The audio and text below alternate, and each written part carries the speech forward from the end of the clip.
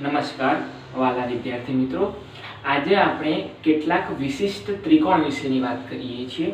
આમ તો આપણા માટે વિશિષ્ટ નથી, કારણ કે આપણે આ ટોપિક અગાઉના ધોરણમાં આપણે ક્યાંક ભણી ચૂક્યા છીએ। એટલે કે સમબાજુ ત્રિકોણ અને સમદ્વિબાજુ ત્રિકોણ વિશે આપણને કેટલીક સમજ ઓલરેડી છે। સમજીએ મિત્રો, બે વિશિષ્ટ ત્રિકોણની વાત છે કે સમબાજુ ત્રિકોણ અને સમદ્વિબાજુ ત્રિકોણ। આ બંને ત્રિકોણ ઉપરથી ક્યારેક દાખલાઓ પૂછાઈ શકે છે। એટલે સમબાજુ ત્રિકોણની વ્યાખ્યા કેવી થાય મિત્રો, કે જે ત્રિકોણની બધી બાજુઓની લંબાઈ સમાન હોય તો આપણે એને સમબાજુ ત્રિકોણ કહીએ છીએ। એટલે કે જે ત્રિકોણની બધી બાજુઓ સરખી હોય તો આપણે એને સમબાજુ ત્રિકોણ કહીએ છીએ। એટલે કે સમબાજુ ત્રિકોણમાં બધી બાજુઓની લંબાઈ કેવી હોય છે? સમાન હોય છે। હવે મિત્રો, બાજુઓ આ સમબાજુ ત્રિકોણ દોર્યો છે, આમ તો સમબાજુ ત્રિકોણ કહેવાય જ નહીં। આપણને ભલે જોવાથી સમબાજુ કહીએ છીએ પણ કહેવાય નહીં। આપણે આમાં નિશાની કરવી પડે કે આ બધી બાજુ કેવી છે? સરખી। બધી બાજુઓ સરખી હોય તો એના માટે આવી નિશાનીઓ કરીએ છીએ, ડબલ લીટા કરીએ, એટલે કે આ બાજુ સમાન છે, આ બાજુ સમાન છે, આ બાજુ સમાન છે, બધી બાજુઓ કેવી છે? સમાન છે, એવું આપણે કહી શકીએ। હવે આપણે આ ત્રિકોણને જોઈએ તો કહી શકીએ આ ત્રિકોણ એ સમબાજુ ત્રિકોણ છે।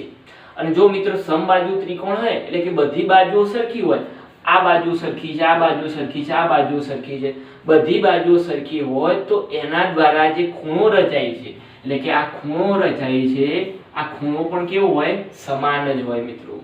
સમાન હોય અને પરફેક્ટ 60 નો જ હોય।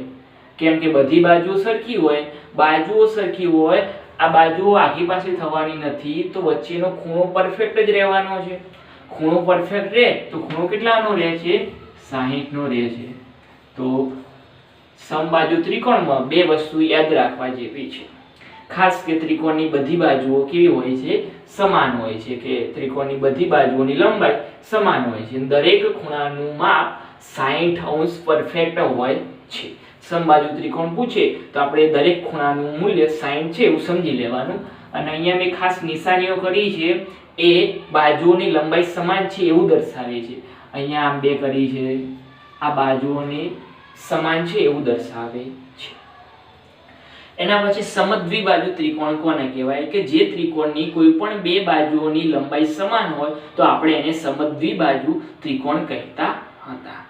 આપણે એ તો ખબર છે કે કોઈ પણ બે બાજુઓનું માપ સમાન હોય તો આપણે એને શું કહીએ છીએ? સમદ્વિબાજુ ત્રિકોણ કહીએ છીએ। એટલે કે બે બાજુની લંબાઈ સરખી હોય તો આપણે એને શું કહીએ છીએ? સમદ્વિબાજુ ત્રિકોણ કહીએ છીએ।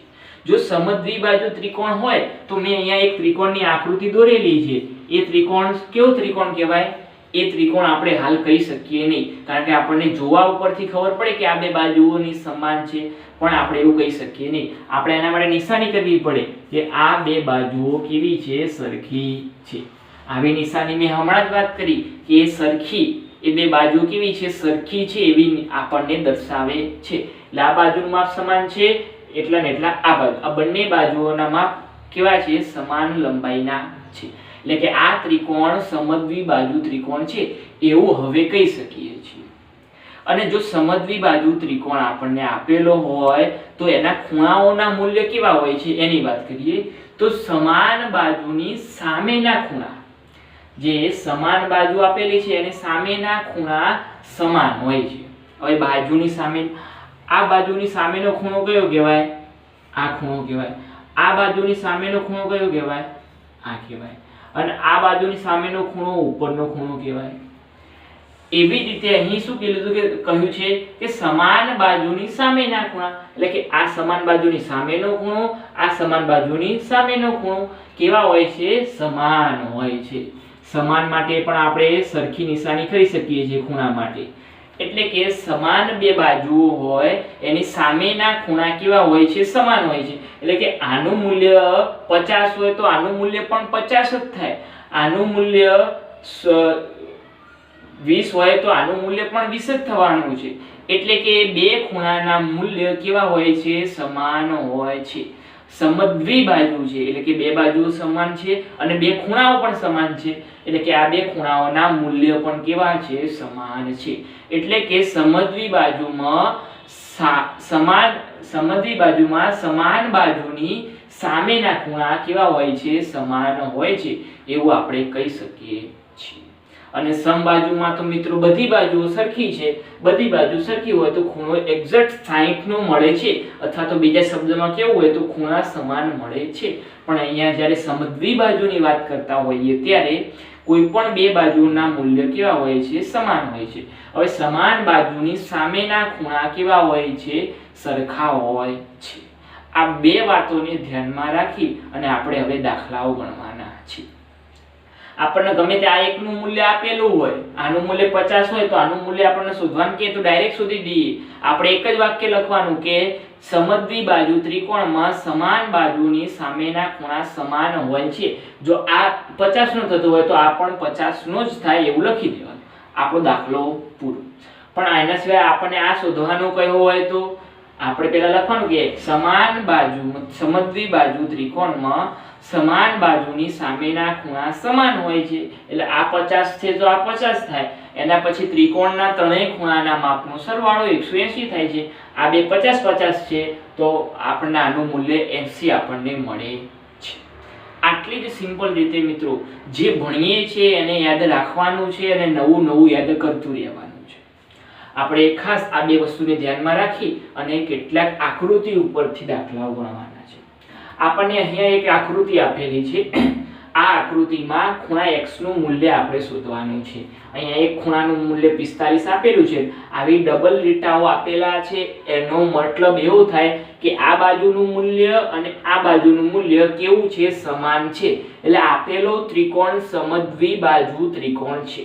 સમદ્વિ બાજુ ત્રિકોણમાં સામેના ખૂણા કેવા હોય છે? સમાન હોય છે. આ સમદ્વિ બાજુ, આની સામેનો આ ખૂણો, આની સામેનો આ ખૂણો, એટલે કે આ બે ખૂણાઓના માપ કેવા હોય છે? સમાન થાય છે. એટલે કે આનું મૂલ્ય 45 હોય તો આનું ઓટોમેટિક 45 થઈ જ જવાનું છે. આપણે કારણમાં લખી દેવાનું કે સમદ્વિ બાજુ ત્રિકોણમાં સમાન બાજુની લંબાઈના સામેના ખૂણા કેવા હોય છે? સમાન હોય છે. એટલે આ 45 થાય તો આ 45 જ થવાનો છે. એના પછી આજ્ઞાત ખૂણો x આપણે શોધવાનો છે. એનું મૂલ્ય કેવી રીતે શોધશું આપણે મિત્રો? ત્રિકોણના ત્રણેય ખૂણાના માપનો સરવાળો 180. આપણી જોડે બે ખૂણાના મૂલ્ય ઓલરેડી આપેલા છે. ત્રીજા ખૂણાનું મૂલ્ય આપણે શોધી દઈશું. તો ખાસ આપણે લખવાનું છે. સૌપ્રથમ આપણે શું લખશું કે સમદ્વિ બાજુ ત્રિકોણમાં આપણા બે બાજુ સમાન છે એવું આપેલું છે એટલે ખબર પડે. જો આવું ન આપેલું હોય તો આપણે ત્રિકોણના ગુણધર્મનો ઉપયોગ કરી અને ગણવો પડે.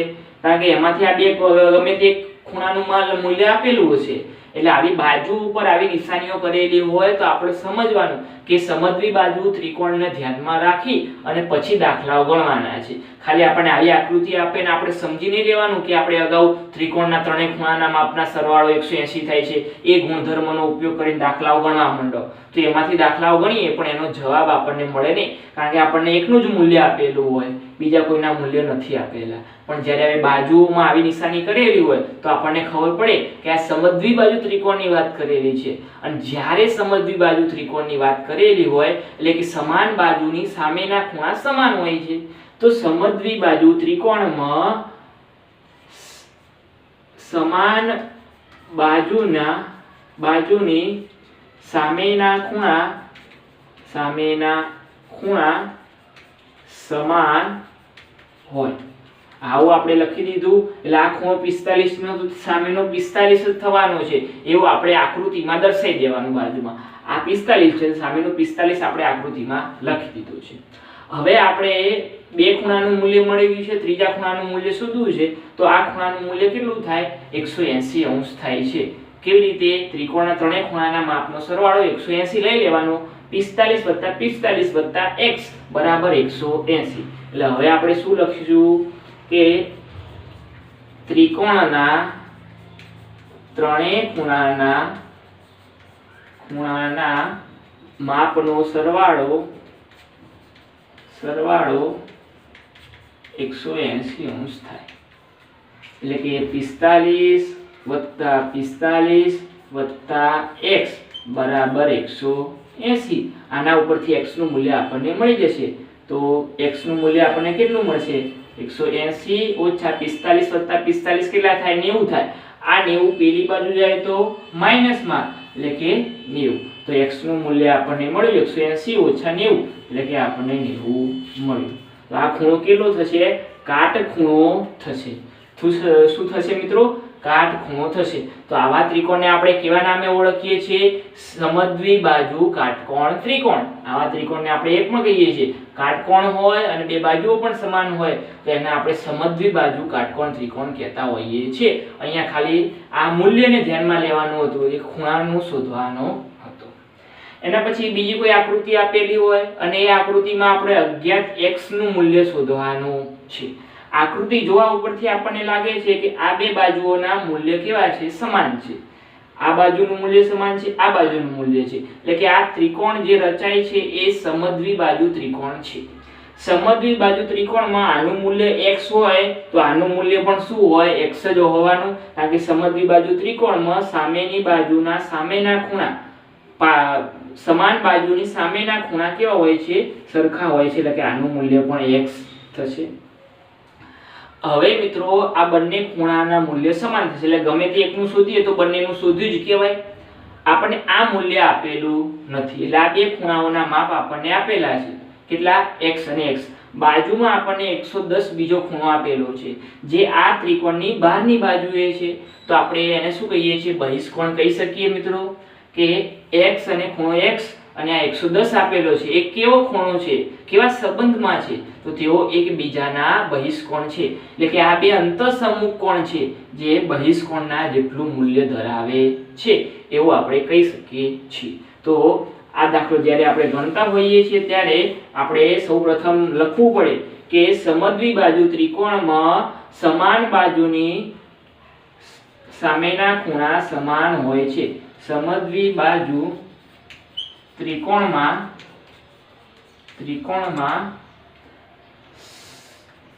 સમાન બાજુની સામેના ખૂણા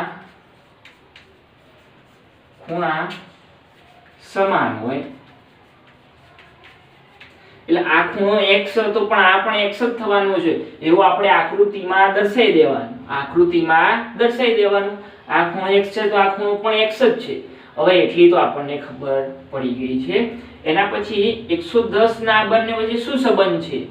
તો એ બહિષ્કોણ છે. તો આપણે અહીંયા લખવાનું કે બે અંતઃસમુખ કોણ નો સરવાળો બરાબર બહિષ્કોણ. બહિષ્કોણ કેટલો છે? 110 નો છે. આ x વત્તા x બરાબર બહિષ્કોણ કેટલાનો છે? 110 નો છે. તો x વત્તા x એટલે કે 2x બરાબર 110. તો x બરાબર 110 ભાગ્યા 2. બે ભાગ ચલાવીએ તો આપણને શું મળે? 55 દુ 110. તો આપણને ખૂણાનું મૂલ્ય કેટલું મળ્યું? 55 અંશ મળ્યું. આનું 55 થવાનું છે, આનું ઓલરેડી 55 જ થવાનું છે. કારણ કે સમદ્વિબાજુ ત્રિકોણમાં સમાન બાજુની સામેના ખૂણા કેવા હોય? સમાન હોય છે.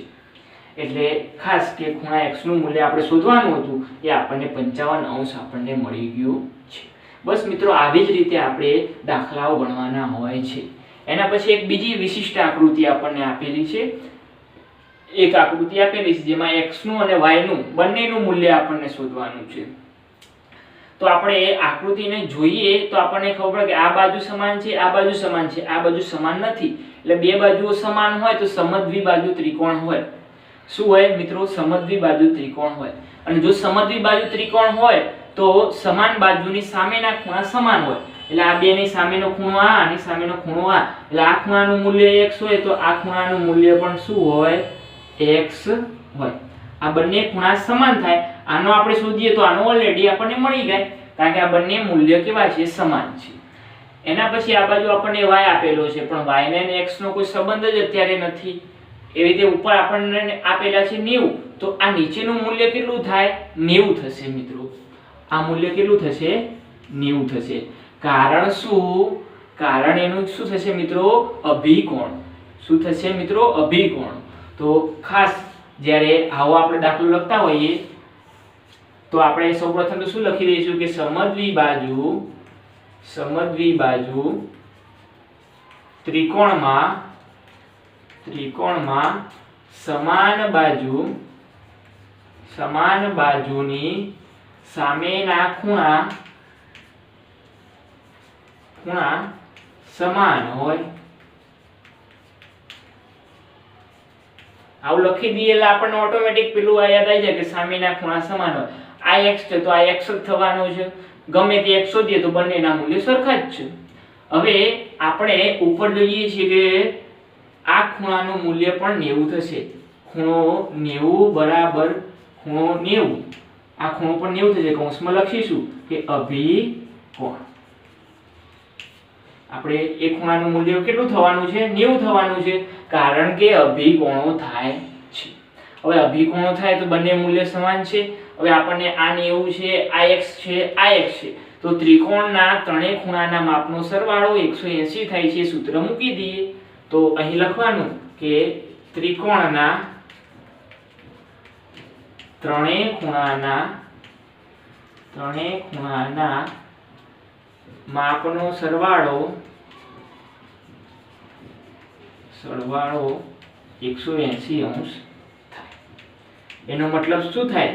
ખૂણો x વત્તા ખૂણો x વત્તા ખૂણો 90 બરાબર 180. આ 90 x અને x કેટલો થાય? 180 થાય. તો આપણને x વત્તા x શું થાય? 2x. 90 પેલી બાજુ જાય તો 180 ઓછા 90 એટલે કે આપણને 180 ઓછા 90 કેટલા મળવાના? 90 મળવાના. તો x બરાબર શું થવાનું? 90 ભાગ્યા 2. આ બે ગુણાકારમાં છે, બરાબરની પેલી બાજુ જાય તો ભાગાકારમાં. 2 ભાગ ઉડાડીએ તો 45 દુ 90, તો આપણને મૂલ્ય મળ્યું 45. તો x નું મૂલ્ય કેટલું મળ્યું આપણને? 45 નું મળ્યું. તો આનું મૂલ્ય પણ કેટલું થશે? 45. હવે ગમે તે એક x નું મળે એટલે બીજા x નું એ જ મૂલ્ય છે ને. એના પછી y નું મૂલ્ય શોધવાનું છે. હવે y નું મૂલ્ય આપણે બે રીતે શોધી શકીએ છીએ. ખૂણો x અને ખૂણો y એ રૈખિક જોડના લીધે, અને ખૂણો y અને આ x અને આ 90 એ બંને અંતરસમૂહ કોણ છે. કોના? y ના. એટલે એ સૂત્રનો ઉપયોગ કરીને પણ ગણી શકીએ. અને ખૂણો x અને ખૂણો y એ રૈખિક જોડના ખૂણા છે. રૈખિક જોડના હોય તો સરવાળો કેટલો થાય? 180 થાય. તો ખૂણો y વત્તા ખૂણો x બરાબર 180. કૌંસની અંદર લખી દેવાનું કે રૈખિક જોડના ખૂણા. રૈખિક જોડ. હવે ખૂણો x નું મૂલ્ય આપણને ખબર છે કેટલું છે? 45 છે. ખૂણા y નું મૂલ્ય આપણે શોધવાનું છે. અહીંયા 180 છે. આ 45 ને પેલી બાજુ લઈ જઈએ તો ખૂણા y નું મૂલ્ય આપણને શું મળશે? 180 ઓછા 45 મળશે. એટલે મૂલ્ય કેટલું થાય? 9. 180 ઓછા 45 કરીએ છીએ એટલે આપણને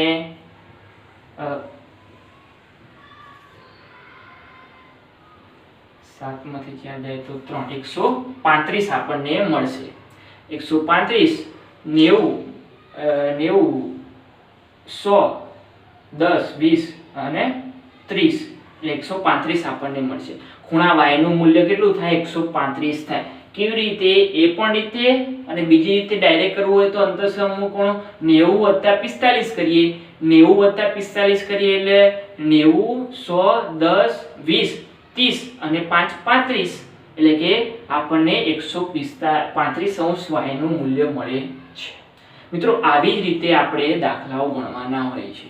આપણને અત્યાર સુધી જે ભણ્યા છીએ એ ધ્યાનમાં રાખી અને કયા ખૂણા સાથે કયો સંબંધ છે, જ્યારે આવી નિશાનીઓ આપેલી હોય, નિશાનીઓ ન આપી હોય ત્યારે કયો ગુણધર્મ વાપરવો, નિશાનીઓ આપેલી હોય ત્યારે કયો ગુણધર્મ વાપરવો, આને ધ્યાનમાં રાખી અને દાખલાઓમાં જે અજ્ઞાત ખૂણો x અથવા તો y આપેલો હોય છે આપણે એને શોધવાનો હોય છે.